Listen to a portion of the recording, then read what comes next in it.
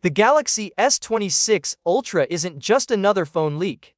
It feels like Samsung finally decided to stop playing it safe and redefine what a flagship should be.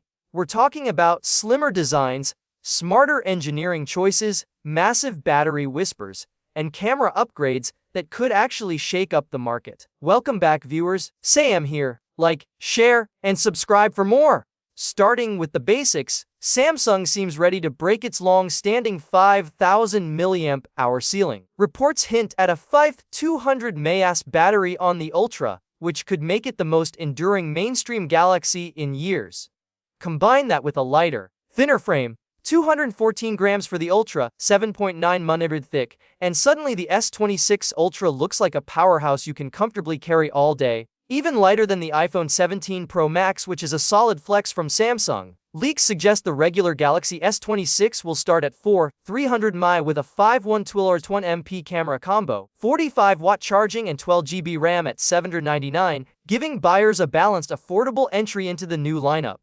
The mid-tier Pro jumps to a 900 mAh battery, full 50 triple cameras, 65-watt charging, and still 12GB RAM, priced at $999. And then the Ultra, the headline act, pushing the 200 mAh battery, a 250 MP camera stack, 65-watt charging, and options up to 16GB RAM with 1TB storage for around $299. This is Samsung showing it's ready to go all in on premium. Display-wise, the story is a little more nuanced. Ice Universe revealed the S26 series will use M14 material and pole-less displays, but peak brightness remains at 600 nits, same as last year. No confirmed 10-bit color or high-frequency PQM dimming upgrades. So while the materials are new, the real-world display jump may be subtle. It's a reminder that sometimes progress isn't always in your face. Camera upgrades are where Samsung is quietly making a statement. The Ultra keeps its 200MP HP2 sensor, but pairs it with a new f1.4 lens, letting in far more light. That's a huge boost for night photography, dynamic range, and depth.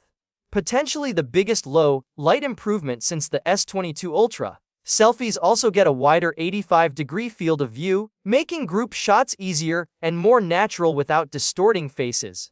Even the punch-hole camera grows to 4 mm, but functionally, it's justified. The entire S26 series will share a 3x telephoto setup with a 10MP ISIL sensor, f2.4 aperture, and 36-degree FOV. This consistency across models might surprise some fans, but it streamlines Samsung's lineup and keeps the photography experience reliable.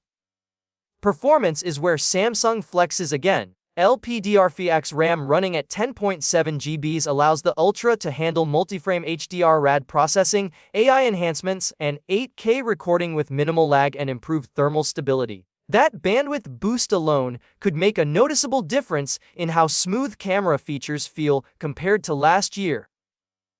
Form factor refinements are subtle but clever. The Ultra stays massive with a 6.9-inch panel, but the body is slightly slimmer and lighter, with a polished feel. Meanwhile, the S26 comes in at 6.3 inches and 164 grams, and the Plus at 6.7 inches and 191 grams, both lighter than comparable iPhone models, showing Samsung's commitment to ergonomics even in a power-heavy lineup. Storage and memory are still region-dependent. While the Ultra starts at 12GB RAM, only select markets will see the 16GB 1TB variant, which may frustrate users who want top-tier specs globally. Meanwhile, competitors like Huawei are offering 20GB RAM on flagships, highlighting a more user-focused approach. On the software side, expect Android 16 with One UI 8.5 paired with potential AI-powered features and generative AI tools. Samsung seems poised to lean into software to complement hardware, particularly in photography and user experience. As for charging, rumors suggest a bump to 60W wired charging for the Ultra while wireless remains at 25W. That's a meaningful speed increase but not revolutionary. Battery life still relies heavily on efficiency improvements in chips and software. Speaking of chips, expect Snapdragon 8 Elite Gen 5 in most regions, though Exynos 2600 may appear in select markets, keeping Samsung's dual-chip strategy alive. Minor design tweaks hint at a refreshed camera layout for the S26 and Plus, But nothing dramatic, reinforcing Samsung's preference for evolution over revolution. Except in the Ultra, where real innovation is concentrated, launch timing has solidified too. After months of speculation, the most credible leaks point to a late January 2026 announcement in Korea, with pre-orders starting mid-February. That keeps Samsung on its usual rhythm and avoids the messy March delays some earlier rumors suggested.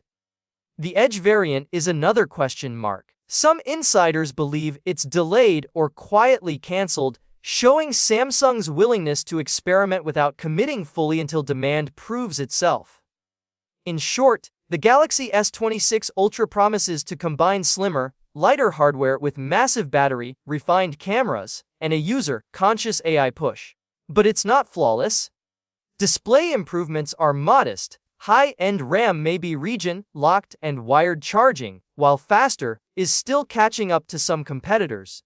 What remains clear is that Samsung is carefully balancing bold upgrades with incremental improvements across the lineup. As we get closer to launch, leaks will only get juicier, revealing more about AI integration, camera tweaks, and global availability. For now, the S26 Ultra looks like a device that could dominate 2026 flagships, if you know where to set your expectations and what to really look for. Thanks for sticking with me in this deep dive. Don't forget to like, subscribe, and turn on notifications for more updates as the S26 story unfolds. Catch you in the next one.